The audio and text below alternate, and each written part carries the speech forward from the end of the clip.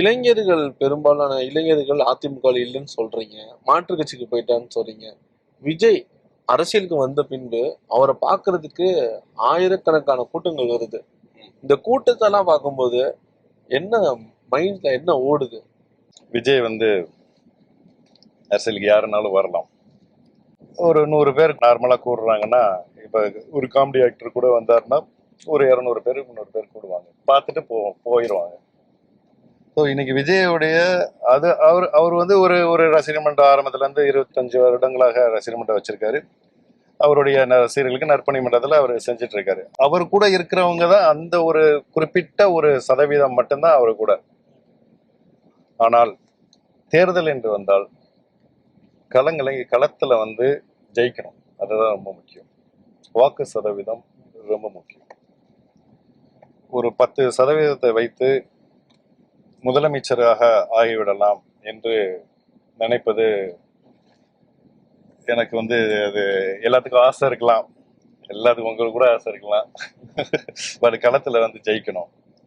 அப்ப அவரை பார்க்கறதுக்கு ரசிகர்கள் பார்க்கறதுக்கு வர்றாருப்பா, பார்க்கறதுக்காக கூட்டமாக தான் நான் பார்க்குறேன்.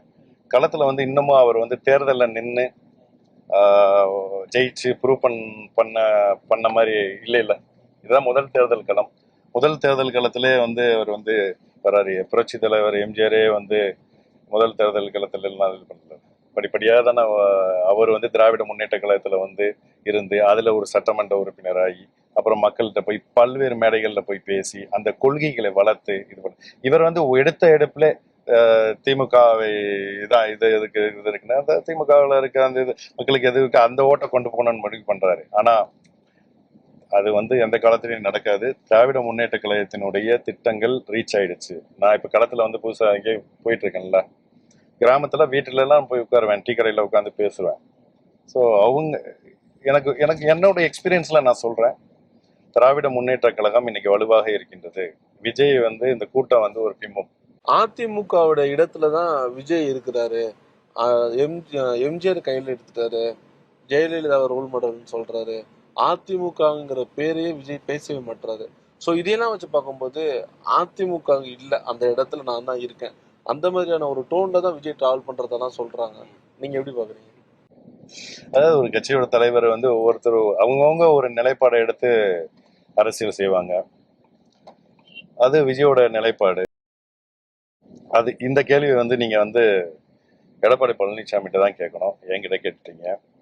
ஏன்னா அவர் தான் அந்த கட்சியை வச்சு நடத்திட்டு இருக்காரு. ஏன் அப்படிங்கிறத நீங்க அவர் பார்க்கும்போது அந்த கேள்வியை கேளுங்க. என்னை பொறுத்த வரைக்கும் இளைஞர்கள் ஓட்டு வந்து வெளியே தான் சொல்றாங்க. ஆனா இன்னைக்கு நம்மளுடைய இளந்தலைவர் துணை முதலமைச்சர் உதயநிதி ஸ்டாலின் அவர்களுடைய தலைமையில இளைஞரணி வலுவாக இருக்கின்றது. அது வந்து தேர்தல் களத்துல ரிசல்ட்டுக்கு அப்புறம் அது நீங்க வந்து பார்க்க தான் போறீங்க. இந்த முறை உங்களுக்கு மட்டும் சீட்டு தந்துடும், அடுத்த முறை உங்களுடைய ஆதரவாளருக்குலாம் தரும்னு சிஎம் எது சொன்னாரா? இல்ல, சீட்டு விவகாரத்தை பொறுத்த வரைக்கும் எனக்கு சரியா தெரியாது. அது ஐயா அவர்கள் தான் பேசணும்.